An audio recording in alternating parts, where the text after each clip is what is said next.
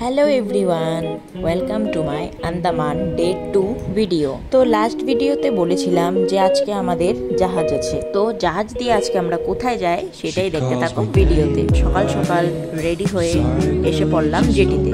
এখান থেকে আমাদের ফেরি।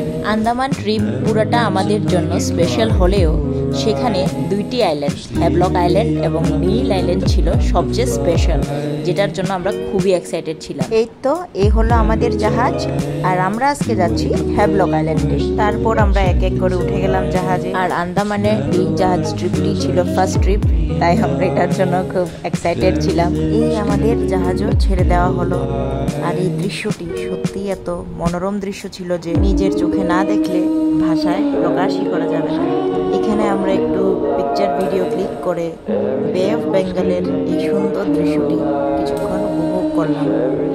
তখনই আমাদের ফটো ভিডিও সেশন দেখে জাহাজেরই একটি লোক আসলো এবং আমাদেরকে বলল, তোমরা কি জাহাজের একদম ফ্রন্ট সাইডে যেতে চাও?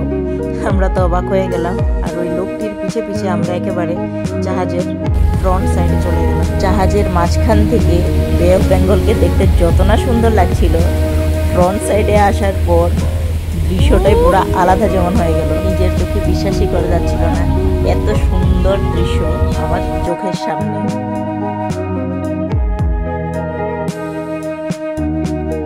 এইভাবে সুন্দর দৃশ্য দেখতে দেখতে আমরা এসে পৌঁছেও গেলাম এবং সাথে বৃষ্টিও পৌঁছে গেল। আমরা এসে গেলাম হ্যাভলক। আমরা একটু দেখাই রে। আর আমাদের অবস্থা सुंदर दृश्य के लिए तो मैं भीग भी सकती हूँ। তারপর বৃষ্টি শেষ হওয়ার পর আমরা কোথায় গেলাম সেটা দেখতে পাবে তোমরা নেক্সট ভিডিওতে। আজকের জন্য এতটুকুই, টাটা।